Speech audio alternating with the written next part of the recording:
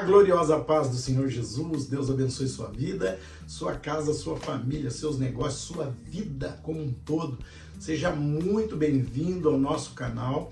Eu sou o pastor Rivaldi, estou aqui para trazer um vídeo que vai falar sobre redenção, que vai falar sobre crescimento espiritual.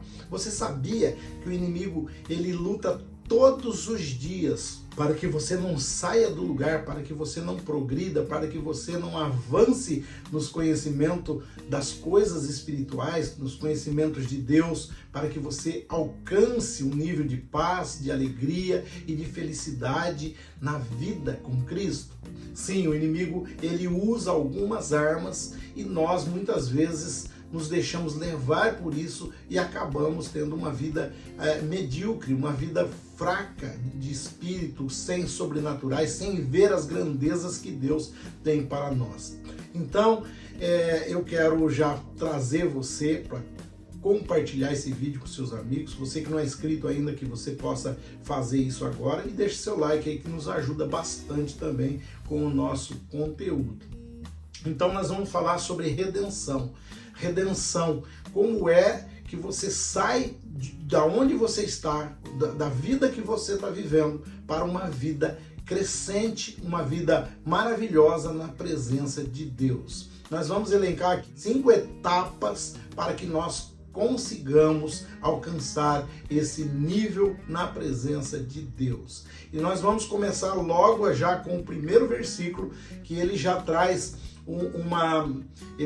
uma conotação do que nós somos e de onde é que nós precisamos estar na presença de Deus. E esse primeiro versículo está aqui no livro de Romanos, no capítulo 3, versículo 23, que diz assim: pois todos pecaram e estão destituídos da glória de Deus. Então a primeira coisa que nós precisamos saber é a nossa condição pecaminosa, a nossa condição do pecado. Nós precisamos entender que nós temos que admitir que nós erramos, que nós pecamos, que nós falhamos. E olha esse segundo slide que eu preparei para você, para a gente entender melhor o que seria isso. Reconhecimento do pecado. É fundamental reconhecermos a realidade do pecado em nossas vidas. O pecado é definido como qualquer pensamento, palavra ou ação que esteja em desacordo com a vontade de Deus. Todos nós, como seres humanos, estamos sujeitos ao pecado e às suas consequências. Reconhecer a nossa própria falibilidade e a necessidade de redenção é o primeiro passo para começar a jornada espiritual. Primeiro passo, pecado. E aqui está a grande chave do porquê as pessoas não conseguem crescer na presença de Deus. O porquê que muitas pessoas atingem 30, 40, 50 anos e continuam com aquela mente vazia, com aquela mente que só sabe se defender e atacar, mas não consegue ver graça nas coisas de Deus, não consegue ver a glória de Deus, não consegue ter um sorriso fácil no rosto, não consegue ter o amor cristão dentro do peito, porque tem o pecado. O pecado é algo, o efeito, alguma ação que nós fazemos que estão fora da vontade de Deus, fora daquilo que Deus quer para as nossas vidas. E aqui já vai a isca que Satanás traz, ou melhor, as iscas, que são duas, que Satanás coloca sobre a vida das pessoas, para que elas não avancem no mundo espiritual, para que elas não cresçam no mundo espiritual. Então a primeira, o que é? Mentira. A palavra do Senhor diz que o diabo é o pai da mentira. E você percebe que nós vivemos num mundo de mentiras. Tem muitas pessoas que mentem todos os dias. Tem pessoas que mentem para as esposas, tem pessoas que mentem no trabalho, tem pessoas que mentem para o próprio irmão, para aquelas pessoas que estão ali ao seu lado, e parece que faz parte da vida delas. Ah, eu pequei para resolver a situação, eu menti para resolver, foi uma mentirinha só para resolver a situação. Isso é do diabo, vai trazer consequências para a sua vida. Eu conheço pessoas que começaram com pequenas mentiras E essas pequenas mentiras as levaram à derrota, à perca familiar, perca profissional de trabalho, enfim, muitas outras coisas. E a outra situação que Satanás traz é o chamado orgulho. Quando o orgulho ele vem, nós muitas vezes precisamos mentir para sustentar o nosso orgulho. E o orgulho é uma arma terrível que Satanás usa. Você pode perceber, eu estou falando agora para crentes, pessoas que estão dentro da igreja, pessoas que estão vivendo debaixo da palavra do Senhor, mas que elas têm uma dificuldade extrema de achar que errou. Tem pessoas que vêm falar com a gente e dizem assim, olha, se eu errei, me perdoe. Ou seja, ela não está convencida ainda de que errou. Ela sabe que errou, mas ela fala, se eu errei, você já viu essa expressão? Ó, se eu errei, me perdoe. Ela não admite o erro. Ela está dizendo, supostamente, se errei, mesmo sabendo que errou. Mas o orgulho dentro dela não deixa ela falar, não deixa ela expressar que errou. Então Satanás vai usar essas duas coisas para você não crescer na presença de Deus. A mentira e o orgulho. E essas duas coisas, elas vão nos levar a essa vida pecaminosa, a essa vida do pecado. Então o que nós precisamos fazer para que isso comece a mudar em nossas vidas? Esse segundo ponto que vai trazer é o ponto mais importante. É o ponto que é o ponto central da sua vida para que você alcance coisas novas nesta terra. Então nós vamos aqui novamente para mais um slide para ver o que nós estamos falando aqui. Chama-se arrependimento. Olha só o que diz em Lucas 13:3. Não, eu lhes digo, mas se não se arrependerem, todos vocês também perecerão. O que acontece?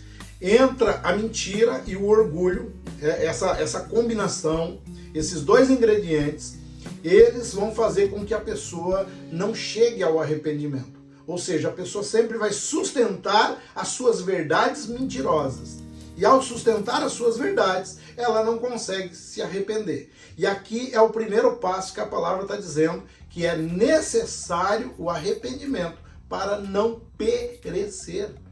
Olha que a palavra de Deus ela é muito clara, porque ela está dizendo assim, perecer. Vocês, se não se arrepender, vocês perecerão. Isso é terrível, porque a palavra do Senhor está dizendo que tem uma condição para a libertação. E essa condição chama-se arrependimento. Olha só o que esse outro slide diz para nós. O arrependimento genuíno é essencial para a transformação espiritual. Significa reconhecer nossos pecados, sentir pesar sincero por eles e estar disposto a mudar de direção. O versículo-chave destaca a importância do arrependimento, lembrando-nos das consequências espirituais de não nos arrependermos. Quando nos arrependemos sinceramente, abrimos espaço para que Deus opere em nossas vidas e nos transforme. É impressionante como Deus ele tem as ferramentas para que nós possamos sair da nossa condição e evoluirmos para uma condição de filhos de Deus, debaixo da graça de Deus. Porque quando nós estamos de fora da graça de Deus, quando nós estamos em pecado, nós perecemos. Eu conheço pessoas que elas se tornam velhas, até mesmo assim, de visual, porque vivem uma vida de amargura, vivem uma vida praguejando pessoas, praguejando ações. E isso é terrível. Então esse slide que nós acabamos de ler, ele é o ponto de partida para esta nova etapa. Então se você tem uma vida que você não consegue se libertar das suas verdades, né, do seu orgulho, eu sinto em te dizer, mas vai ser muito difícil você ter a graça de ver, de conviver, de ter relacionamento íntimo com o Espírito Santo de Deus. Porque é necessário um arrependimento profundo. É necessário um pesar, uma tristeza pelo erro, sabe? Você não encarar, errei lá, que tanto faz. Não, acabou isso na minha e na sua vida. Veja o exemplo de Pedro. Pedro, ele é confrontado por Jesus, porque Jesus diz para ele que ele o negaria 3 vezes antes que o galo cantasse. E aí quando ele percebe que ele negou Jesus 3 vezes, daí já não tinha mais o que fazer. Aí o que sobra para ele? Uma dor irreparável e uma angústia, a dor terrível do arrependimento. É diferente do remorso, é diferente daquela situação que você fala assim, tudo bem, vai, errei, mas deixa para a próxima. Não deixa para a próxima. Mude a sua estrutura espiritual, mude a maneira de você ver a vida. Comece a olhar e enxergar nas pessoas de uma forma fácil, né? De você enxergar nas pessoas, é pensar e ver e vê-las como filhas de Deus. No momento que você olha para as pessoas e você sabe que por mais que ela seja ruim, por mais que elas sejam assim, por mais que a pessoa seja atrapalhada, brava, irritada, vingativa, você coloque dentro da sua cabeça que ela é uma filha de Deus. E sendo filha de Deus, é Deus que vai cuidar dela. Aí você começa a ter compaixão, aí você começa a orar por ela, aí você começa a mudar a sua maneira de ver o mundo. Amém? Olha só. Terceiro ponto, fé em Jesus Cristo. João 3,16 diz assim: porque Deus amou o mundo de tal maneira que deu seu Filho unigênito, para que todo aquele que nele crer não pereça, mas tenha a vida eterna. Crer em Jesus.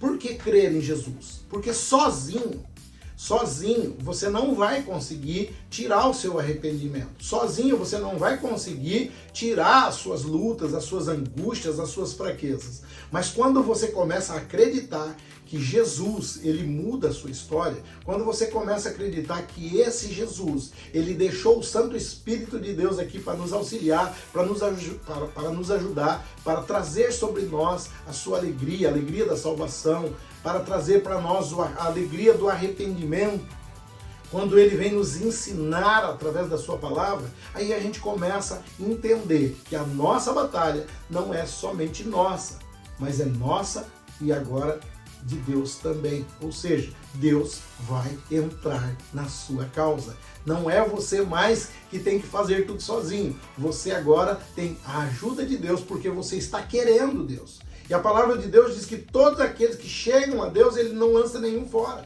Então chegue-se a Deus. Creia em Jesus que ele vai mudar a sua história. A fé em Jesus Cristo é o cerne da vida cristã. Este versículo-chave resume o amor incondicional de Deus por toda a humanidade e o sacrifício de Jesus na cruz para a nossa salvação. A fé em Jesus não é apenas acreditar intelectualmente em sua existência, mas confiar nele como Senhor Salvador pessoal. Ela nos conecta ao poder de Deus, Redentor de Cristo, e nos capacita a viver uma vida de propósito e significado. Então veja bem, essa fé em Cristo, essa fé é super necessária.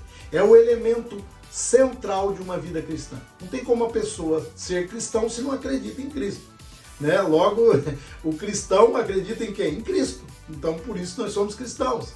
Então, o primeiro elemento é fé, acreditar em Cristo. Acreditar que aquela morte dele não foi em vão. Acreditar que aquela cruz não foi em vão. Acreditar que ele sim, ele veio fazer a expiação do nosso pecado. Acreditar que sim, ele subiu aos céus e é ele que negocia a nossa ida para Deus lá junto ao Pai. Porque ele diz assim: eu sou o único caminho, a verdade e a vida. Ninguém vem ao Pai senão por mim. Ou seja, Jesus, ele está nos céus. Ele está preparando lugar para nós, para a nossa vida. Ele já fez a primeira ressurreição e nós seremos ressurretos também em corpos incorruptíveis e vamos também estar ao lado de Cristo nesse reinado de eternidade que eu creio em nome de Jesus. Amém?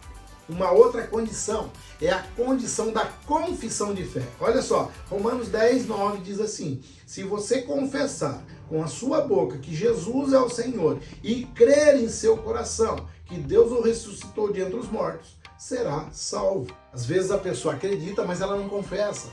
Sabe, eu falo para todas as pessoas, e aí, minha fé eu não negocio, Jesus é o meu caminho, você está bem? Eu já falo, com Jesus tudo fica bem. E não importa se a pessoa é cristã, se ela não é cristã, eu estou expressando o que eu vivo, estou expressando o que eu sinto, estou expressando aquilo que ele é na minha vida. Eu não estou falando isso para diminuir pessoas, mas eu estou falando isso para que pessoas possam ver através da minha vida que existe um Cristo que muda histórias. Olha só o que diz esse novo slide. A confissão de fé é um passo público e significativo na jornada espiritual. Ao confessarmos nossa fé em Jesus como Senhor e Salvador, estamos testemunhando nossa aliança com Ele diante dos outros e declarando o nosso compromisso de segui-lo. Essa condição pública fortalece nossa fé e nos ajuda a crescer espiritualmente à medida que nos tornamos mais conscientes de nossa identidade com Cristo. É isso que eu digo, essa publicidade. Né? Você tem que dar publicidade ao seu arrependimento, você tem que dar publicidade à sua fé. Quando você fala assim, eu sou cristão, isso para mim não serve mais, você já está tirando muitos convites, muitas palavras que alguém vai tentar lançar sobre a sua vida que não te interessa mais. Ou seja, é um momento que você está dizendo para o mundo que a sua fé, que você agora tem em Cristo, ela é inegociável. Ou seja, você não negocia mais questões da sua fé. E você proclama Cristo em tudo aquilo que você vai fazer. Então você dá publicidade ao seu arrependimento, você dá publicidade à sua fé em Jesus. E isso as pessoas precisam ver em você. Que você fale. Porque tem crentes por aí, amados, que é difícil é muito difícil você saber que a pessoa é cristã.